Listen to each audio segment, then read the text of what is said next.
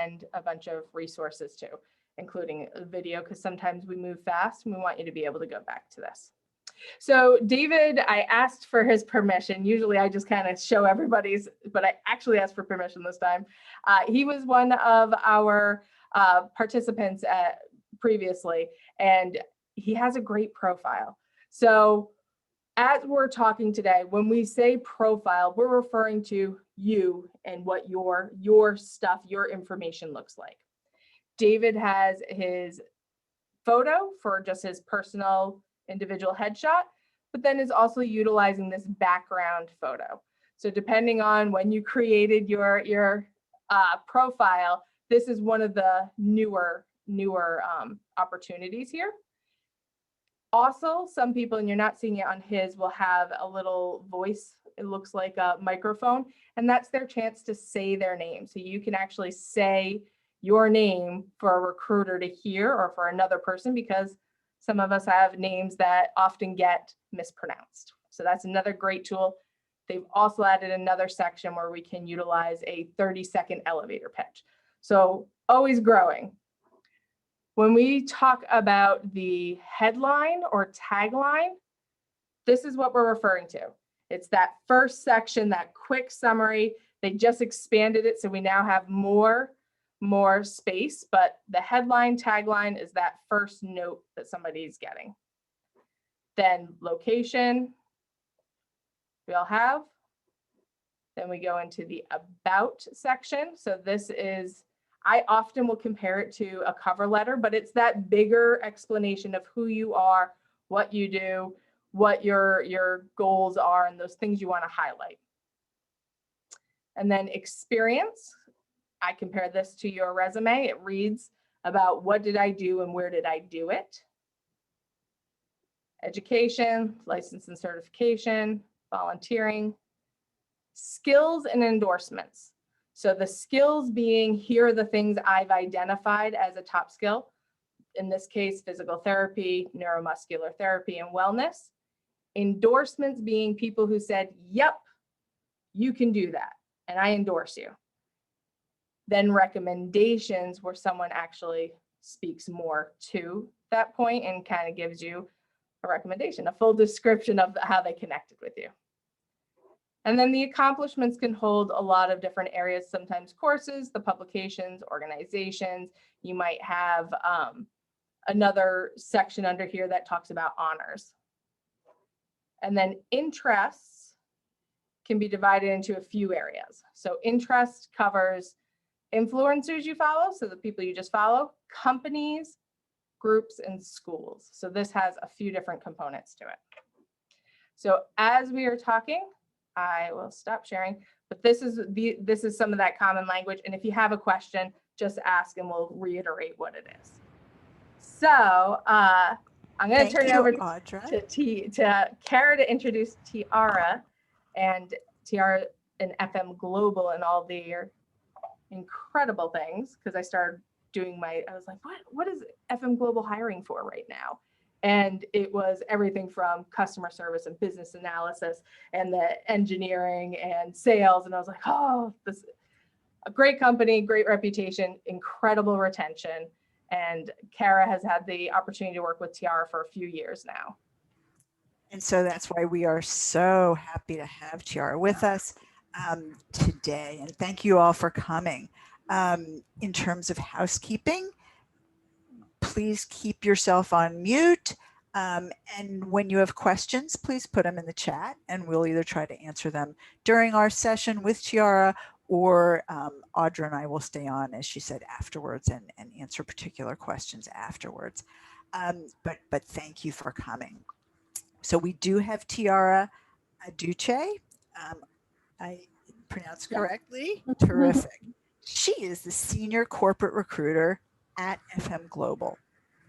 Tiara is certified diversity recruiter as well, and also a certified internet recruiter. So that is really how a lot of this is getting done, and why it is important for you to be on this call and understand how it gets done. Tiara has been with FM Global since 2008. And she has a very long history of being an excellent recruiter at other sorts of places across the country. So she's been with Schneider Electric, she's been with Cox, and she's really has a national profile in recruiting.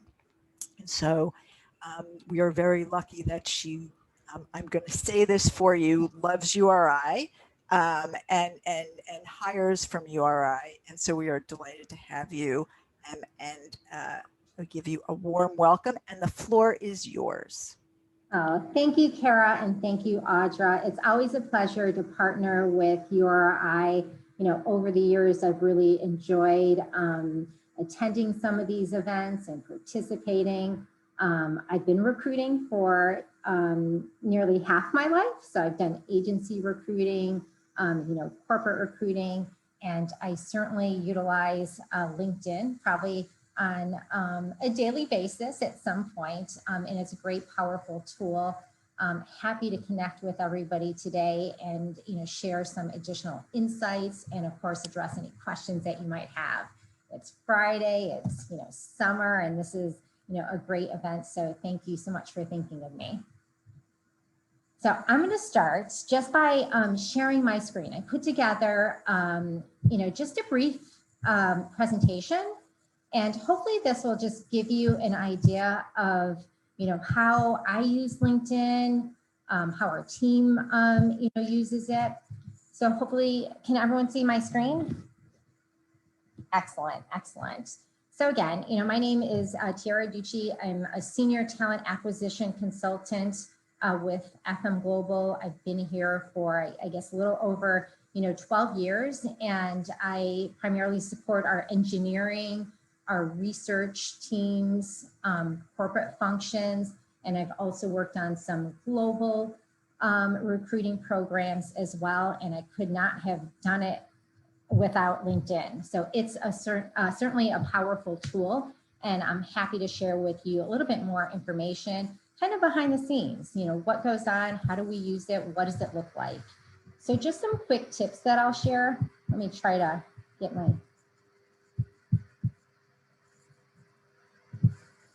there we go.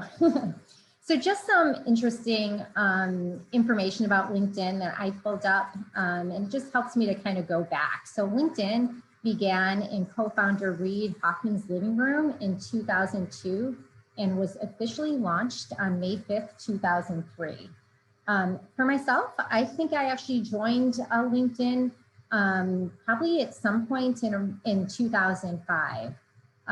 When I was getting ready for this presentation, I kind of looked at some of my information, and I probably have over 6,000 connections that I've you know, developed over the years. So it is certainly, again, a powerful tool. It has over 774 million members in more than 200 companies. I've recruited for roles in Singapore, Australia, Frankfurt, all over the world. People are using this tool. 40 million people use LinkedIn to search for jobs every week, and there are 3 people hired every minute through LinkedIn.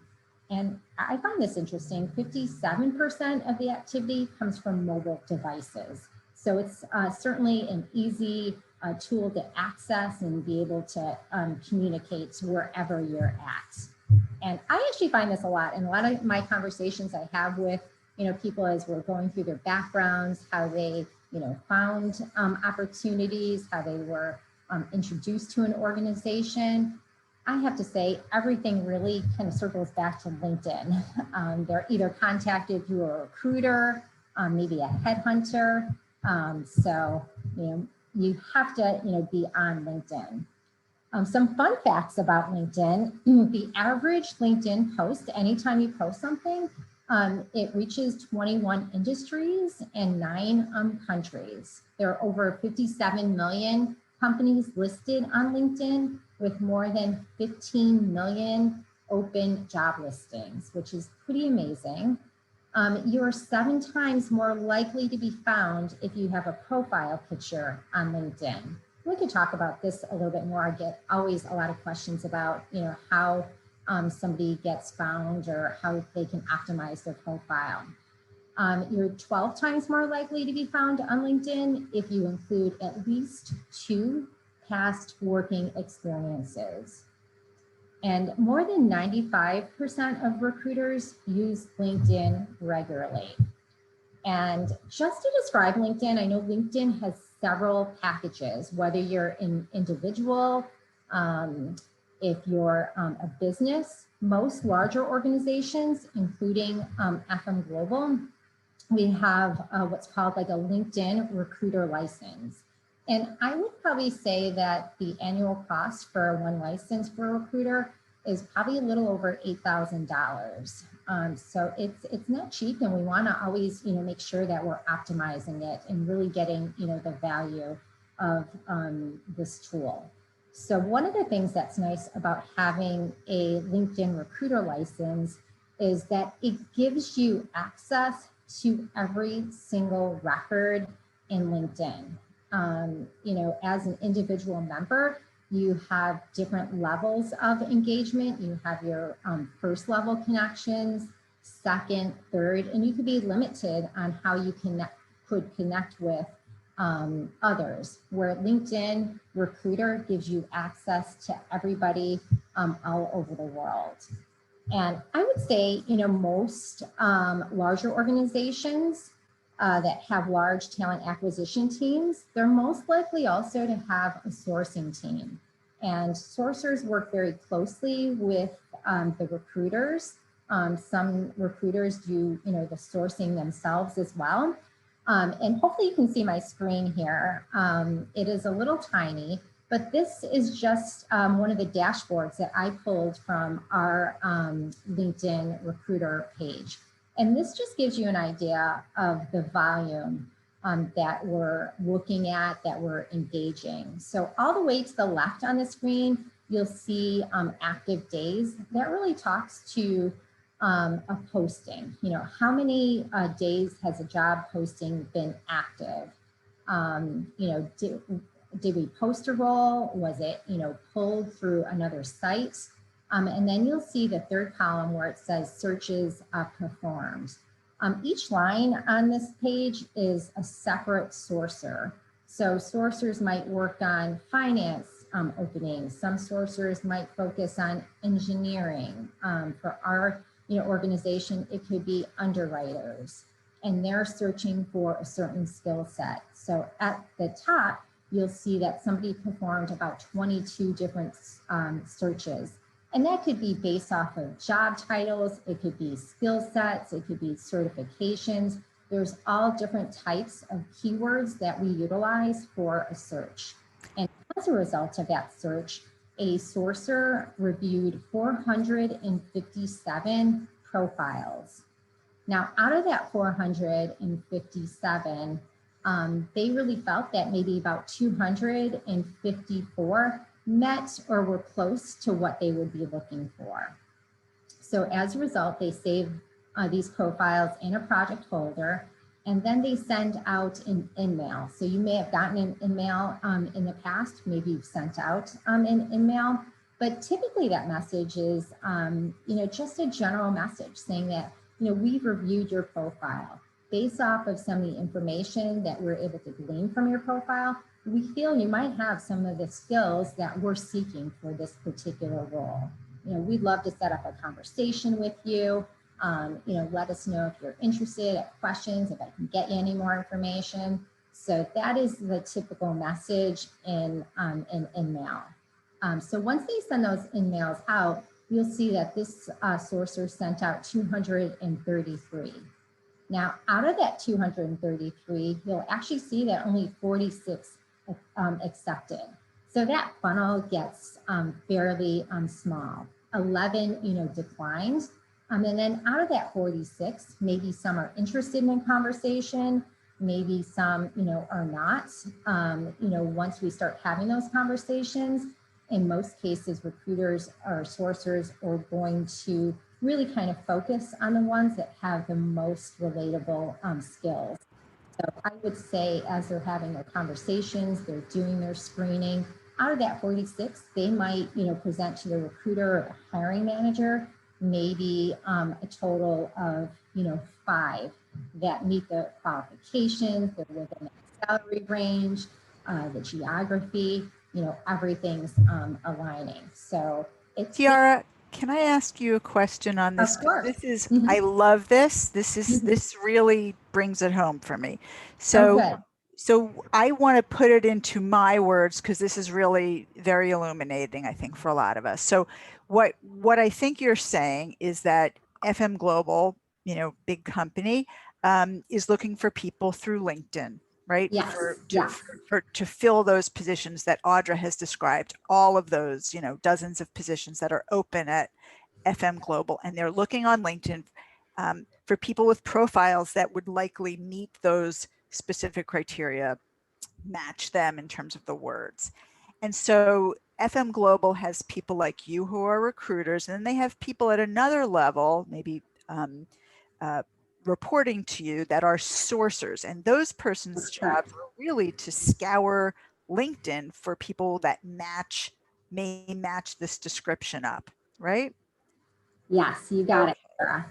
And then when they find these people, then they will put them in this folder, figure out who, of those 400, who really meets that, so that winnows it, and then who responds. And then some people already have jobs, so they're not really looking, right? So they Mhm. probably would decline and be like, no, I'm happy where I am, or I'm not going to move to that place. And then Mhm. a certain number will um, respond, and there'll be a conversation, and then these sourcers will send to you a very limited number. Is that correct? That's absolutely correct. Okay. So a Okay. lot of our roles, and I think with different organizations as well, they are really kind of focusing on maybe sometimes a very specialized skill set. I'll say some of the tougher roles I've worked on as of lately would be like industrial control systems. We hear a lot about this, in the news, people hacking into systems, messing with the water systems or some of these industrial types of environments.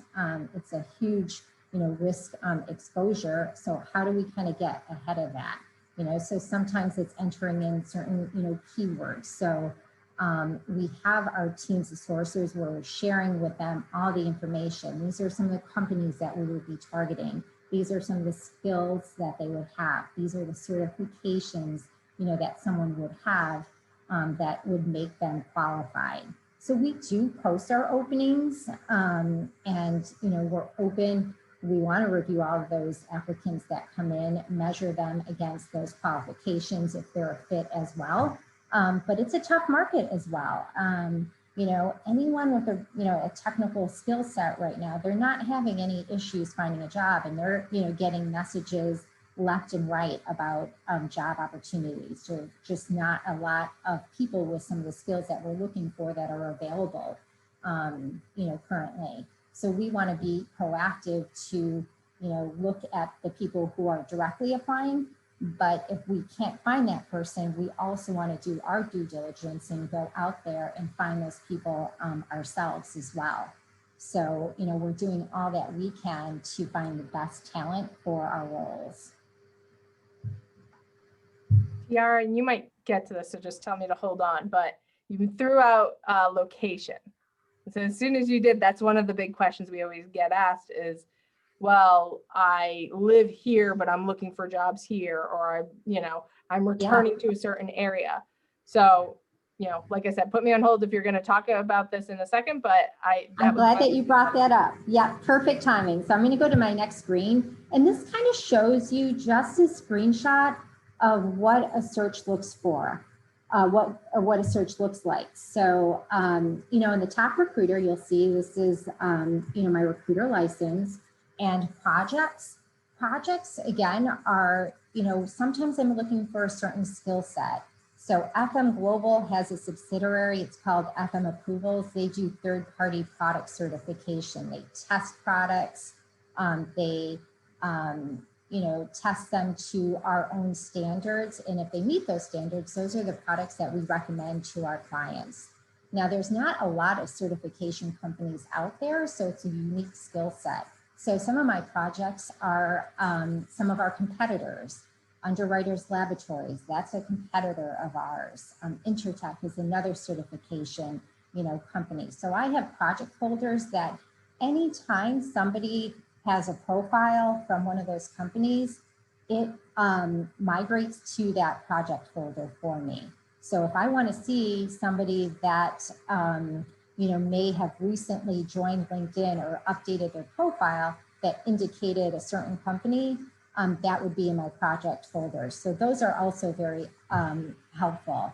And then you'll see next to projects, those are jobs. So those are our active jobs that we have posted. So I can go in there and I could look at the activity.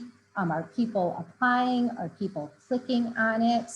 Are we getting a small amount of interest, and why is that? Could it be based off of location? Is it on the job? Is it the job description? Sometimes it's the job title doesn't resonate with people. So we kind of will go back and, edit that at times just to make it maybe more appealing or to get on the radar of somebody that we're looking for.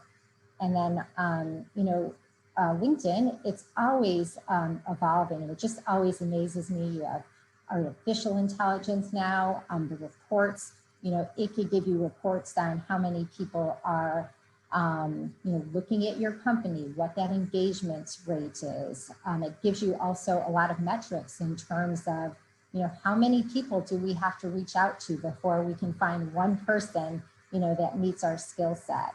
And why is that? Are we looking, is our search too narrow? Can we, open it up a bit? So we use all this data to help us, make better hiring decisions and help us to find that talent. So when I'm doing a search, I go to this screen here and I can just start in this little field at the top. I can simply enter in a job title. So for example, I had entered in initially a business analyst job title. And when I first put that job title in, it probably had over 15,000 people that had that job title in there. But then as I broke it down a little bit more, I entered in Chicago, Illinois. I entered in years of experience. I'd like to see people that have maybe 3 to 30 plus years of experience. I'd like to see somebody with a bachelor's degree. And that kind of narrowed it down to maybe a few thousand. And then I entered in Spanish as another skill. And that really narrowed it down to 221 total candidates. So that really tells me that if I was looking for a business analyst in Chicago that spoke Spanish, that had a minimum of 3 years of experience, that talent pool is going to be pretty, narrow. So I can actually narrow it down a little bit further as well. So sometimes when we're doing searches, maybe it's a certain geographic area, we could, just search, you'll see here, certain zip codes. We can also search just profiles that recently joined, LinkedIn. That somebody just is maybe exploring perhaps maybe job opportunities. They're using the tool, so you can kind of narrow it down to their usage. There's some profiles that people maybe create a profile and then maybe, forget about it. So we'll also see, how recently was this person, on LinkedIn? If there's been absolutely no activity, there's a chance that that person's not active. Is that a profile that we want to, spend a lot of time with? You can look at years of experience, military experience, degree levels, bachelor's, PhD, certifications. And then just to get back, Audra, to your question about geographic areas, I think just in, light of, this past year and people working, remotely, I think, the future of work is going to look different, and a lot of companies are going to be, more open to remote work and providing that flexibility. There's a lot of times where I reach out to somebody, I think they look great, they're in the geographic area, And then I find out that, oh, they're actually, in, another part of the United States. And is that going, to work for this? Would they consider, working remotely? Could we do that for this, particular role? So sometimes in that situation, as somebody's creating their profile, they'll have the option, if you see all the way to the left where it says remote work, that they're open to remote work. There's also, I think, a section when somebody's creating a profile, it would indicate if they're open to relocating as well. So that's another thing that we search for. A lot of our roles sometimes could be remote, they're field positions. I recently worked on a role that I want to say was in Oklahoma, and it was a very specific skill set, and we just could not find anybody, but we ended up finding somebody that was living in Texas that was open to relocation. And it just turned out, as we had those conversations, Oklahoma was an area of interest, and we ended up hiring, that person. So, again, going back to that funnel, as we're doing our searches, we might start out with a very high number. And as we're narrowing it down, we're looking at if someone's open to relocation. If somebody's open to relocation and they don't check that box, and we're reviewing, hundreds of profiles, we're more likely to maybe pass over that person because, it's just easier to focus on the people that indicated they were. So, I mean, if that's something that someone's open to, I always would encourage them to go back and update their profile as, things change in their life. Sometimes they're able to relocate and maybe sometimes, they're not. So there's, several ways that we can conduct searches, all over the world. Tiara, this is a big page I would love to take a breath and a pause on, because I think it's something, I mean, I have a dozen questions because I always do. Yeah. But I think it's one that a lot of times people are really wondering about is, what are you looking for? How do you see me? So please, anybody, use the chat feature, raise your hand, whatever your best, you can unmute yourself, whatever's most comfortable for you. And while they do that, one of the things I was wondering about is, there is an option on your profile to say open to work. And there's all different things. There's people who put it like on their profile picture. There's something else that says, I can put open to work and my employer won't see it, but you'll see it as a recruiter. Yes. Kara and I will tell people that you should have open to work just to know what's out there and just to be part of a conversation, even, whether you're like ready to jump today or whether you're just like, I'm just curious. But I don't know, how does that look? How does open to work look to, like, can my employer see this, or can you see it? Like, how do they know the difference? Yeah. I don't think visually you could see that on somebody's profile. That's something that, as we're searching, those are fields that appear in our search, that person is open to being contacted in regards to opportunities. And I think that, again, is, a set field that somebody has to, turn on. I know I get that on my own, LinkedIn, let people know you're open to opportunities. So you can go in there and you can update it, and it would, reflect that, yeah, if you have an opportunity, open, available, to discuss it, but maybe you want something, more discreet, and you could just, click that box that shows that, for recruiters to view, you are open to exploring opportunities. And if I recall correctly, I think it says, open to opportunities, not open to opportunities. But to be honest, I mean, if we find somebody that has, any type of background that is, potential fit, if I saw somebody that, was 90% a fit for an opening, even if they had selected not open to hearing about opportunities, I would still, reach out and just let them be aware, hey, we have this opportunity. maybe if you're not interested, you might also, know somebody who's looking. So a lot of times we might also be asking for referrals. So sometimes I'll see in a profile where somebody would say not open to receiving any emails. So in those cases, when I see it, and that's actually very, very rare that I would see that, in those situations, I probably most likely would not reach out, to that, person. So I think there, again, are different levels that are visible, to people looking, and then there's different levels, I think, on the recruiter side. So we can see more than what just an individual could see when they're looking at a profile.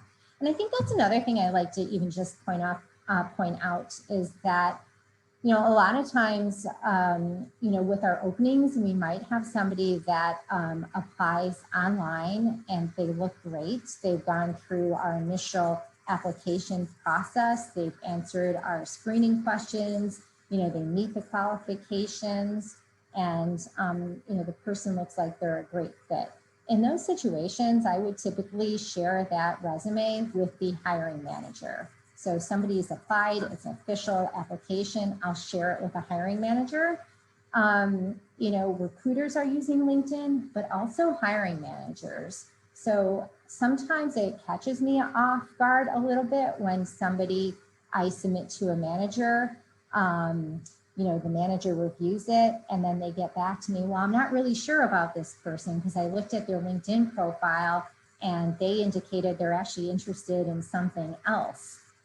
For instance, I had a person that was interested in a test engineering position. But when the manager went online and looked at their LinkedIn profile, they had indicated that that person expressed interest in more of a design engineer position. So that manager, was a little concerned if that was going to be the right candidate for the role. So that's another thing I'd like to point out is somebody's, applying, for roles and, their interest. And I know sometimes you have to adjust that message as well, maybe based on the role or the company, the position. I would just make sure that kind of aligns with what people are looking at online, if they're, looking at your profile as well. That's a tough one because that's, Yes. I mean, a lot of times we do have people who there might be the favorite, or it might be kind of an equal distribution between 3 different types of jobs that all really could be a great fit, but all for different reasons. So yeah, absolutely. And I've had managers that have gone on, and looked at a LinkedIn profile after a resume was submitted, and maybe their LinkedIn profile wasn't, updated with their most recent position. Right. So sometimes they kind of question that as well. Well, why didn't they put this on their LinkedIn profile? Or I noticed they had another role on their LinkedIn profile that wasn't on their resume. Can we explore that, a little further? Sure. Tiara, we have 2 questions. Yeah. First one from Yu Ming. Does LinkedIn have stats on the number of positions broken down by education level? I think the questions, I guess, maybe getting at, and maybe you can expand, but I think maybe, are people looking for PhDs? Are you looking for masters? Like, how much do you put that in? Absolutely. I mean, I would say LinkedIn is a pretty powerful tool. So I would have to guess from a candidate standpoint too, just as you would conduct your own, job search, entering in certain keywords, whether that is a research role, looking for roles that require a PhD, you're entering in your own keywords based off of your interest, and we can do the same. So I do have some, let's say, research roles that, they won't consider anything less than, a PhD. So when I'm doing my searches or I'm setting up my projects, I'll set up a search project that will alert me of anybody that has a PhD in civil engineering, and maybe enter in a keyword hydrology, or maybe, you know, GIS.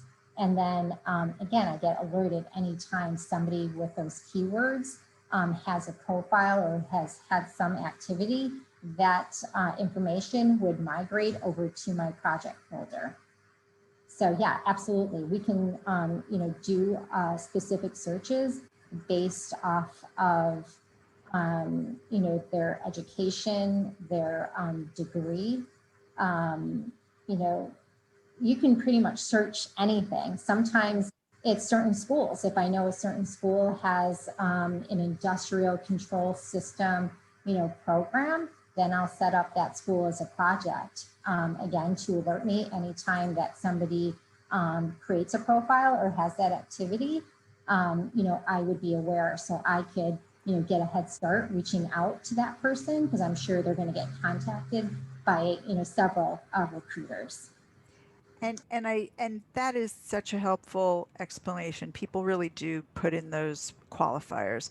I will also say, Yuming and everyone else, that LinkedIn has, if you go do a search about LinkedIn, they keep very good statistics and will publish them on so many different parts of what they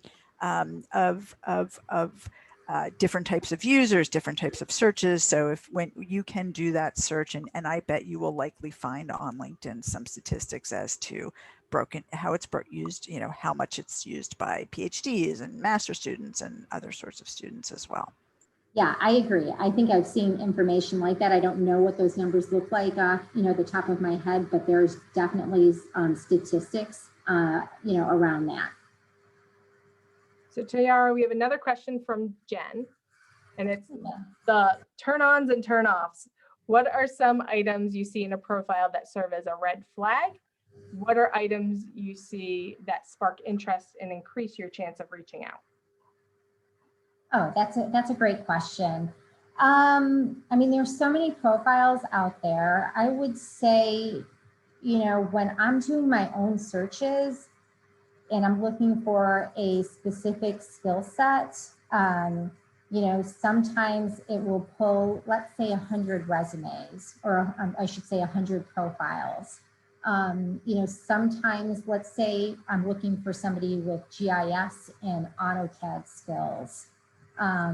Somebody might have that listed on their resume. Maybe it's just as a skill at the bottom of their profile, and maybe they have 3 companies listed on their resume, but there's really very limited information. You know, is that, you know, what type of company are they working for? Is that, you know, government? Is it an architectural, you know, firm?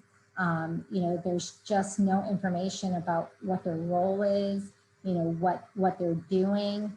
And sometimes it's hard to find somebody. So when they even have very limited information, you know, depending on how challenging that search is, you know, we're still likely to maybe reach out to explore and gather more information, but it takes time as well. So you're kind of investing, trying to gather information, you're waiting for them to, you know, respond.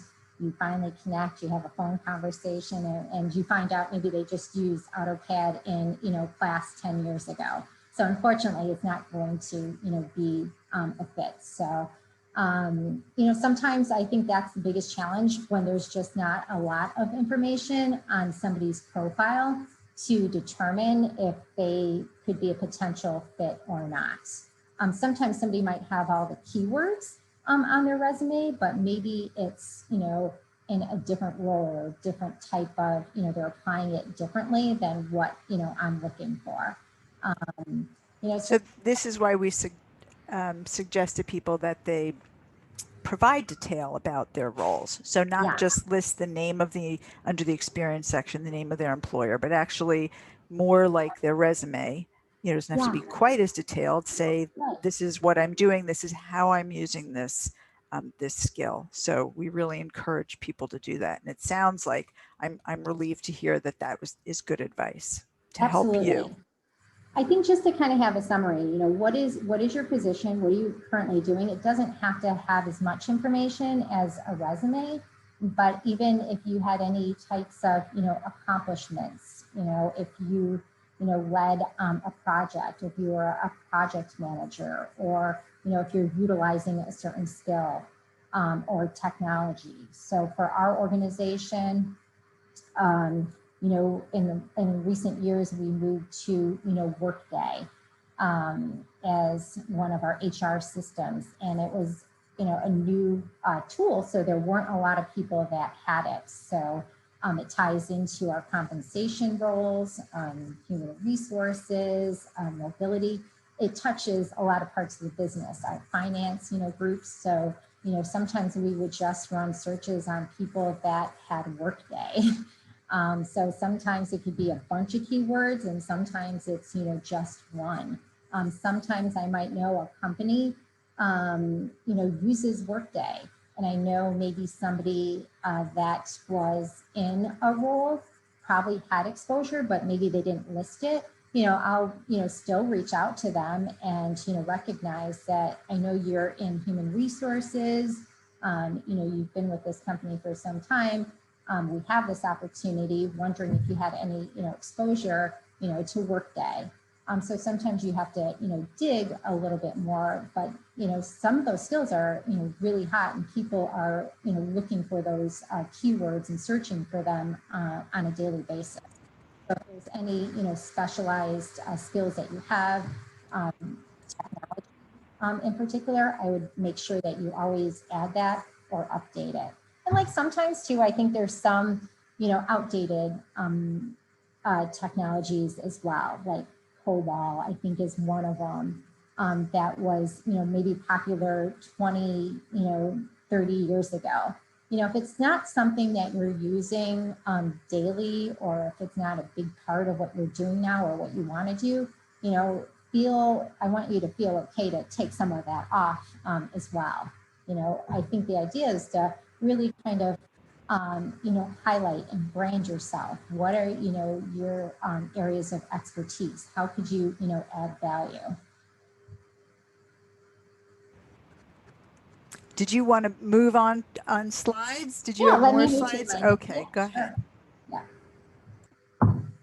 So this again just kind of goes back to what we're looking for. We're looking at job titles, the job skills, technologies. We're looking at your current company. If there's certain companies that I know, whether it's in the insurance area or in the engineering fields, we'll just target those certain companies. As we're having phone conversations with our hiring managers, we're gathering that data.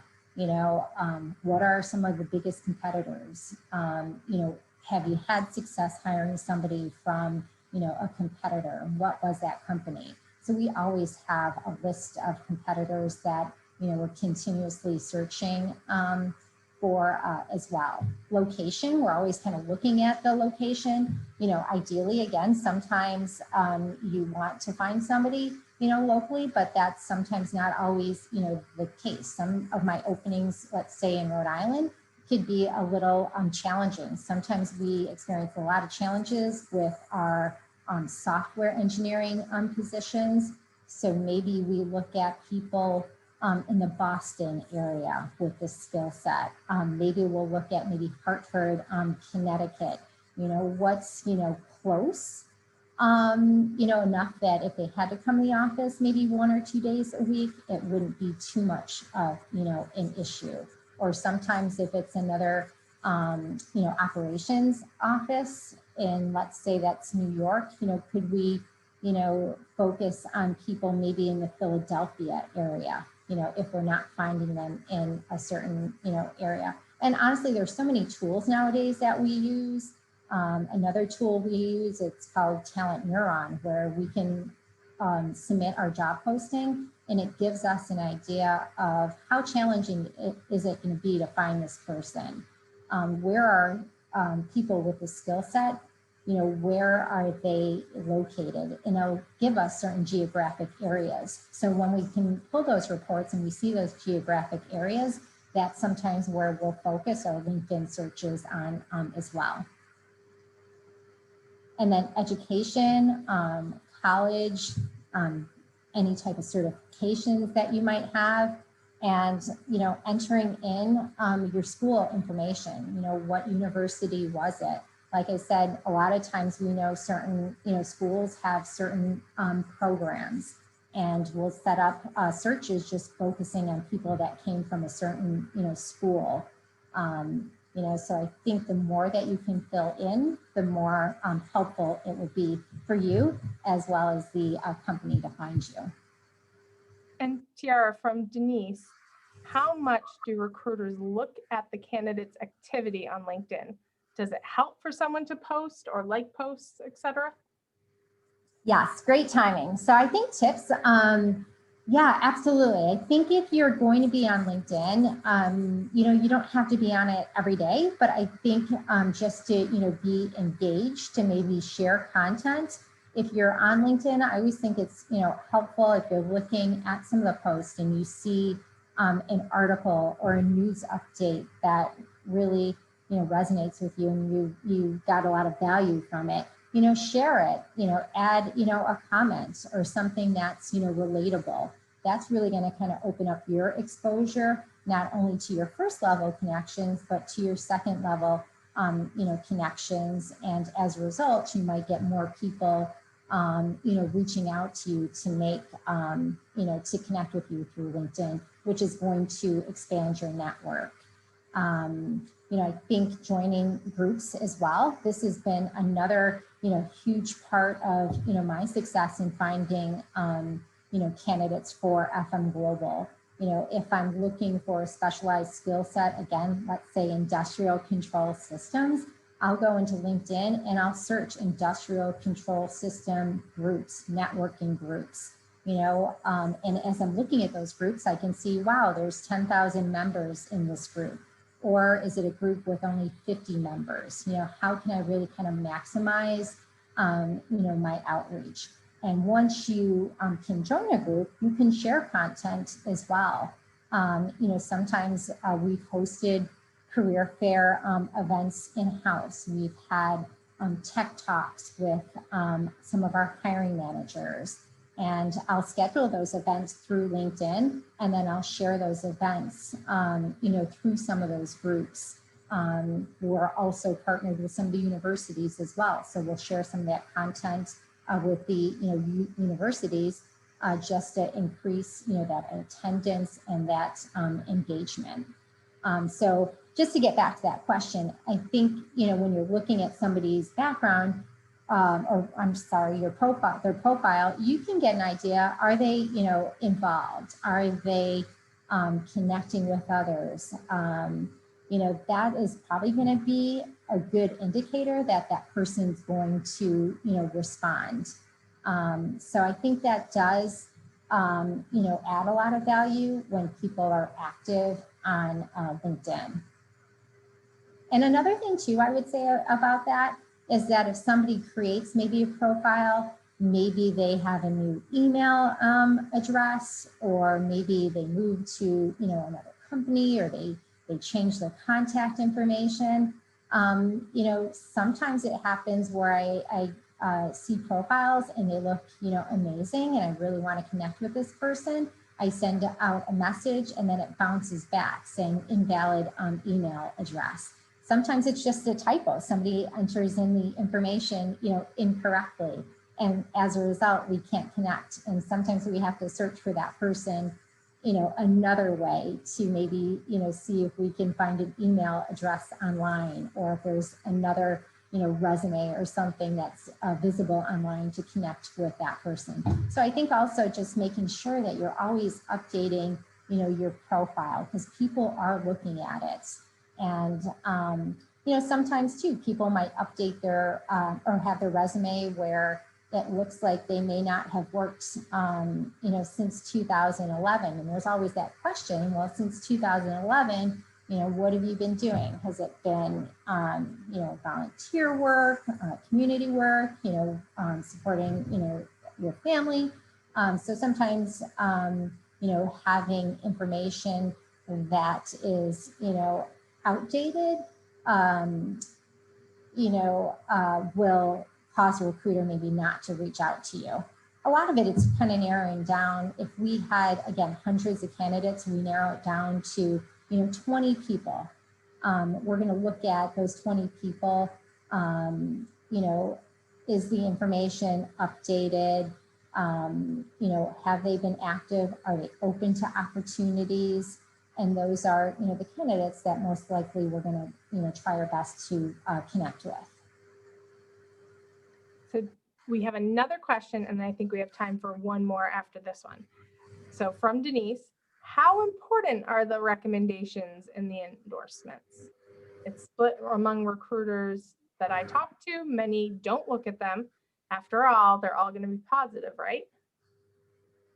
Absolutely. I mean, I don't think that it hurts at all to have, any types of endorsements on your, profile. Of course, they're going to be good, but I think it also kind of speaks to, the work that you're doing, and are people supportive of that?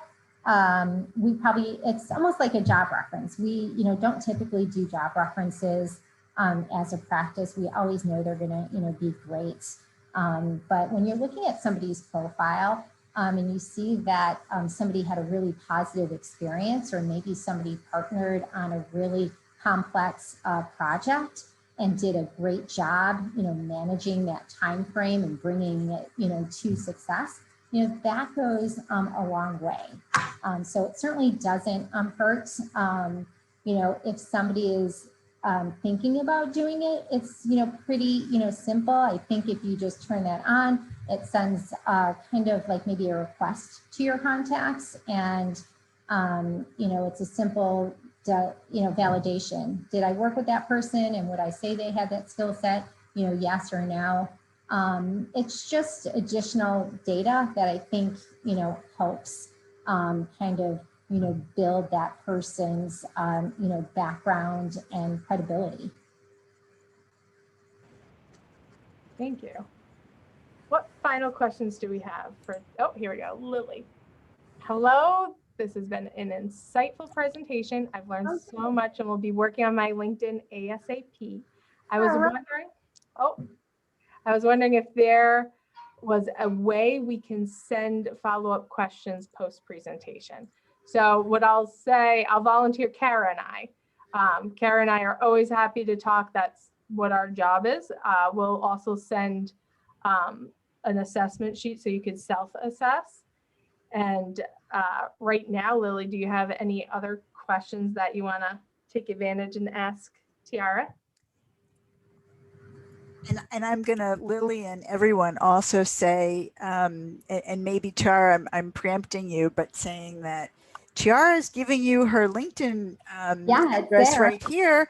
And so for the 29 of you, or 20 whatever you that are still here, be silly for you not to connect with her 6,000 contacts. Absolutely. I'd right? be happy to connect. Yes. And so connecting with her, connecting with us, is really a good idea. All right, so I'm gonna, if no one else has a question, I'll ask my final question.